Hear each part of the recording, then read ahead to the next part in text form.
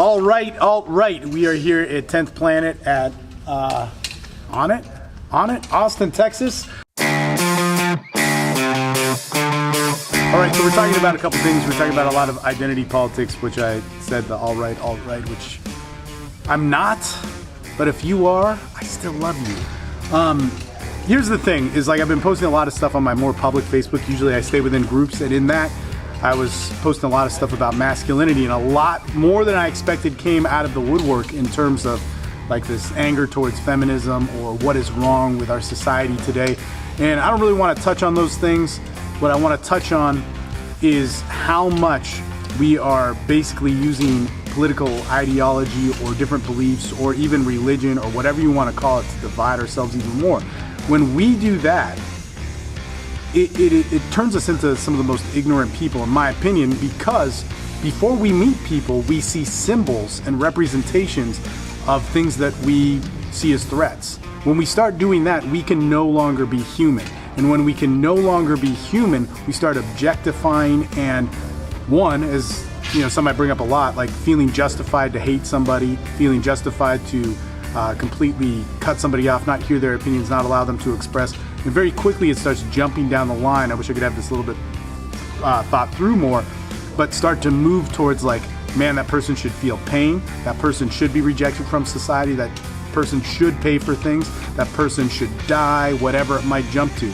But what we don't look back, and this is something that I talk about a lot, is that we don't look at what would fuel that, what would justify that anger.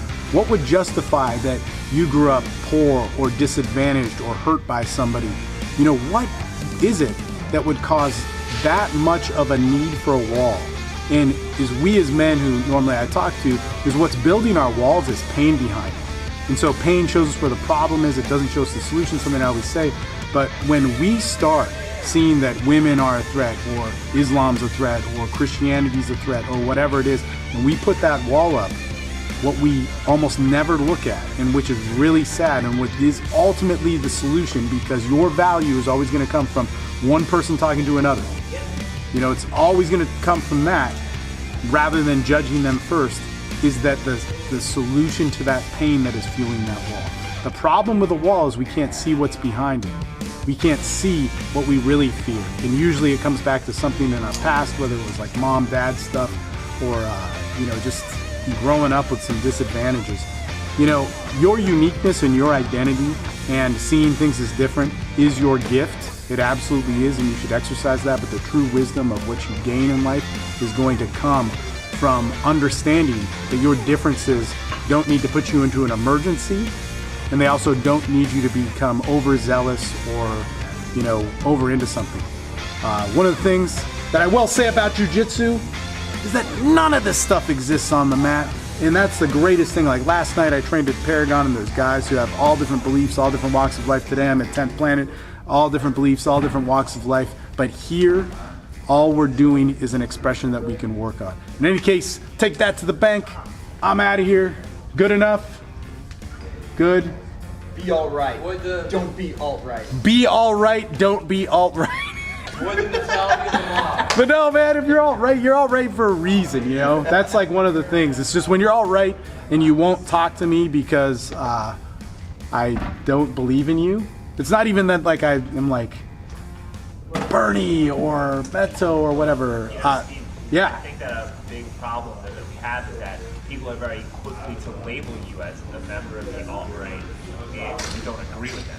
And that's something that people need to differentiate. So people, like you're talking about liberal people. Yeah. It works both ways though. Like, you know, theoretically, I could, like, listen, like I support his, like. I just thought it was some funny shit to say. There we go. Okay, like theoretically, like. Theoretically, I support Israel's right to exist, and somebody who's ultra leftist or ultra liberal might, you know, categorize me as a member of the alt-right. It's a small fringe minority, but somebody could very easily categorize me as that because I support Israel's right to exist. You know, so I think that it's very like we were falling into this trap of people rushing to jump and place people into categories, and it's everybody's doing it, and it's something that needs to be I think addressed. We're all people, and we got to look at each other like we're all humans. Build the dome. Build the dome. It's build the dome. The dome. But It could be build a dome. I think the is better. It sounds The. more like, you Oh, know, yeah. inclusive. Yeah, California's the rats. I'm Californian, but Alex said I've lived here long enough, which is like 15 years. He's a Californian for Stringer. Yeah, there you go. Californians for Stringer.